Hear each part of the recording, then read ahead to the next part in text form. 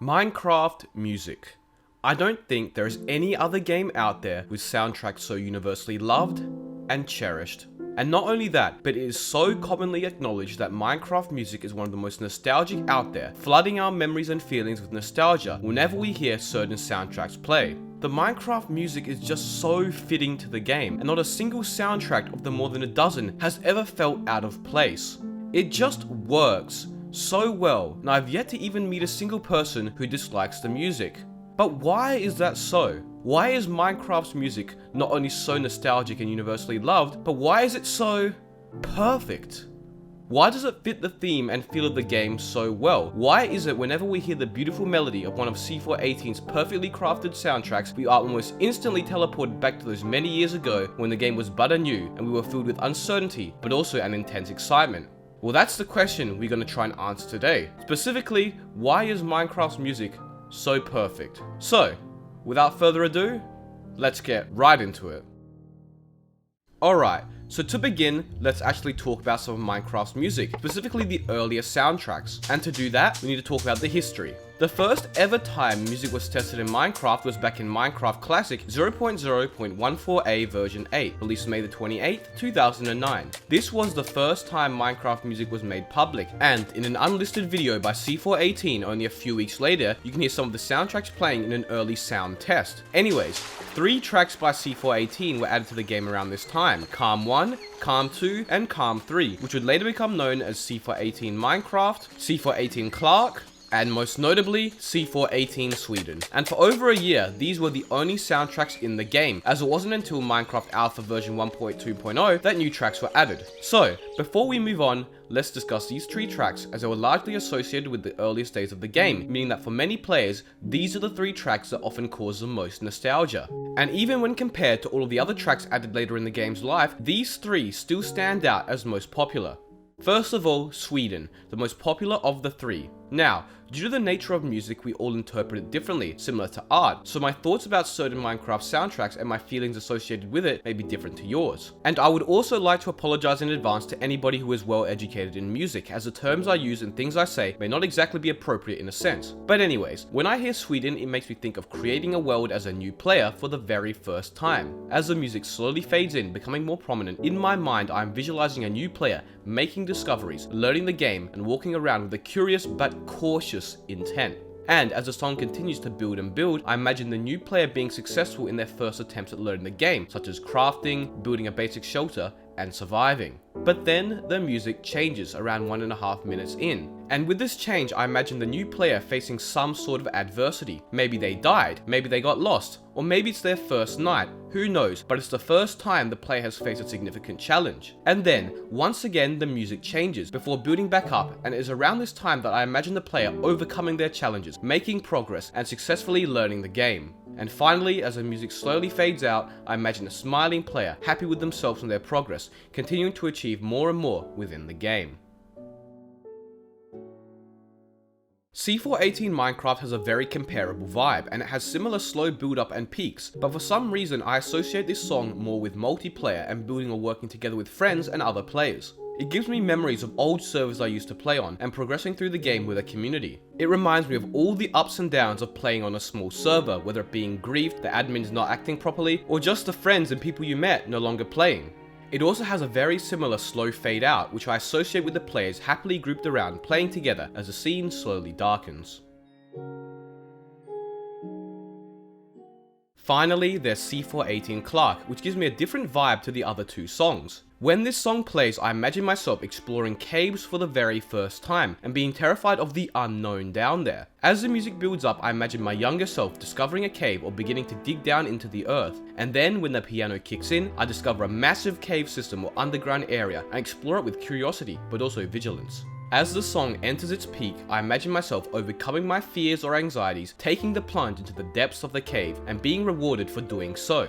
Finally, as the song begins to die out, I get a happy feeling knowing that I was rewarded for overcoming my worries and adventuring into the deep, dark caves. So that's my interpretation of the music anyways, and I think the main reason I, along with many others, get so nostalgic listening to these 3 tracks in particular is largely due to the association we created between the music and learning the game or experiencing things for the very first time. When we experience something for the first time, it often leaves a lasting impact upon us than when we experience the same or similar things over and over, so it's like a first impression. So, all the emotions I talked about, such as fear, curiosity, anxiety, and excitement that are all present during most players' first time playing the game become associated with this music, and because emotions are so powerful, they become hard to forget. Combined with the general lack of knowledge you have of the game, these Minecraft soundtracks remind us of times when Minecraft was new and just how incredibly immersive it was. That's why when the soundtracks play, you get nostalgic because you begin to feel the way you used to feel with all these emotions, just as you did all those years ago.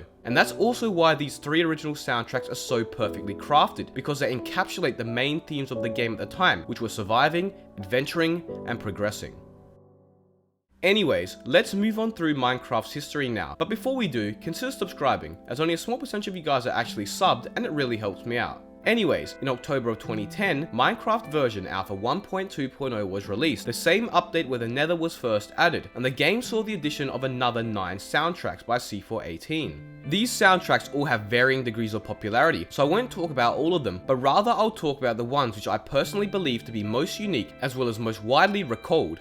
Also, some of them were quite similar, not only evident by their sound, but also by their name, as of the 9 songs, 4 of them are HOW OGGs, 2 of them are Nuance, and 3 are piano. So let's talk about one from each category to be fair. First of all, Subwoofer Lullaby, likely the most popular of the 9 added in this update. Subwoofer Lullaby begins with a nice back and forth melody, slowly building up and getting louder and more prominent. Now, unlike the other soundtracks we've talked about today, when I listen to this song, I imagine a player logging back into their world after a long day at school or work. So rather than them starting fresh, I imagine them eager and excited to get back into it and continue. Eventually, the main melody begins, and by this point I imagine the player just having fun with the game, doing new things, building, mining, just generally enjoying themselves. And then once again, the song changes, and it's around this time that I see the player sort of become discouraged, maybe losing some interest or motivation, slowly playing the game less and less. This culminates and grows to the point where they get bored of the world, forgetting about it and getting on with their life, maybe even quitting Minecraft as a whole.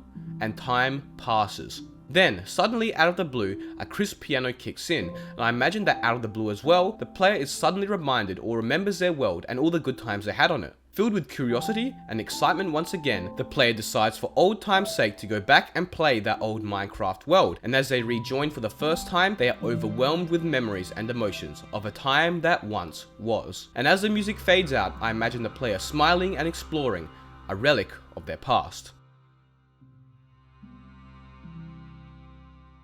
So for many players, I believe this song right here is so powerful and popular simply because it is relatable. It speaks to them because for many of us, this is exactly what happened at one point or another. This song not only reminds us of all the fun times and memories we had on our worlds, but also has that tone of sadness which is representative of us players moving on with our lives and leaving the game behind. And then the sadness turns to melancholy as we realize that what we had was great and it is something to look back and smile upon rather than be sad about. This song perfectly conveys or represents the flurry of emotions we feel upon thinking back on the game.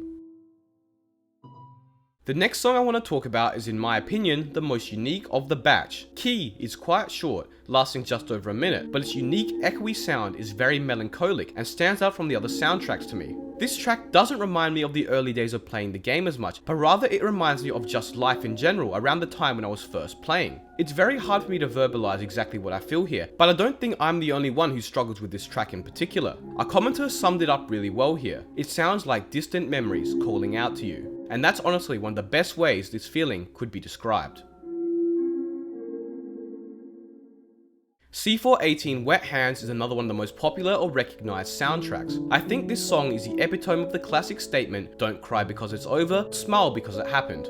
The song starts off relatively happy, and as it builds up, I think once again of myself playing the game and learning it for the very first time. But rather than it being just my first experiences with the game, I imagine it more as a montage of all my most important or memorable times with the game, compressed into a quick video. Whether that be my first base, first time finding diamonds, first experience with multiplayer, anything memorable is placed into my little mind montage. Maybe it's better to think of this as an album of pictures, highlighting all these moments throughout time, and as the song begins to slow down and die out, I imagine myself closing the album with happiness and a smile, because it happened.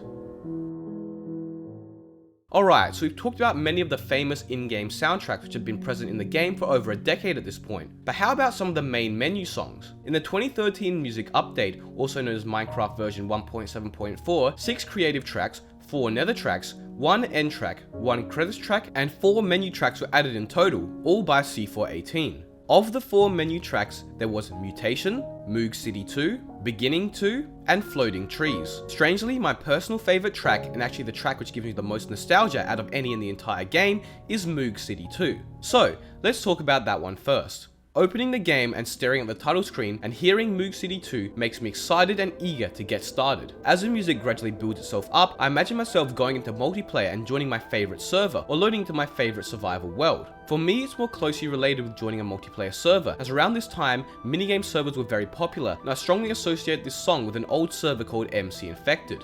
Anyways, what's different to this soundtrack and many of the other title screen soundtracks as a matter of fact was that by the time the song had peaked I was already playing, so I rarely ever heard more than about 30% of the song. That means as the song peaked I didn't really know what to think, until it hit me. I remember when I was younger, around the times these songs were new, I didn't have any idea how to find them online. So, I once opened and closed the game over and over until Moog City 2 played. And then I tried searching for this specific soundtrack online, managing to find some obscure video called Minecraft 1.8 song that no longer exists, and downloading it as an MP4 by accident. And this video not only had the soundtrack, but also had this image here, which I now forever associate with this song, and that comes to my mind right away whenever I hear it. And due to the nature of these title menu songs, I'm sure many of you would have had somewhat similar experiences, associating unique feelings or memories with this music, simply because it was played at relatively odd times. But besides that, I think the title music of Minecraft works so well because all 4 tracks make you eager and excited to play the game, which is exactly what a game should do when you just start it up. It should fill you with curiosity and a want to explore, and Minecraft's title sequences do that perfectly, emphasizing the ambiguous and unknown side to the game. Alright, so finally today I want to talk about the creative soundtracks, which were also added in the 2013 music update.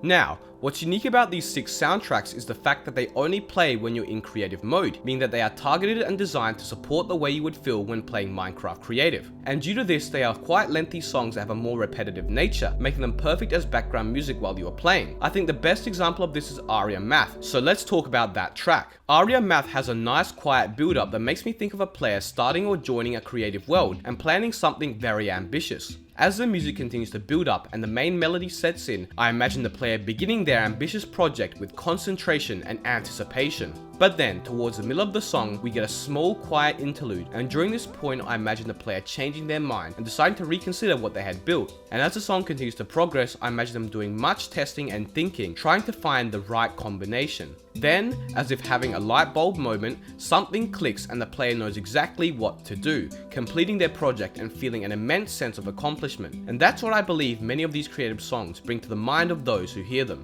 They represent a player's thought process, the trial and error we all go through as Minecraft players when doing or trying to accomplish something. It fits the theme of creative mode so well as the music encourages you to be creative and try new things. It's like thinking music. It's nice enough to listen to that it doesn't get boring, but it's not too much in your face to the point of being annoying. Striking the right balance between these 2 points is very difficult, and I applaud C418 for doing it brilliantly.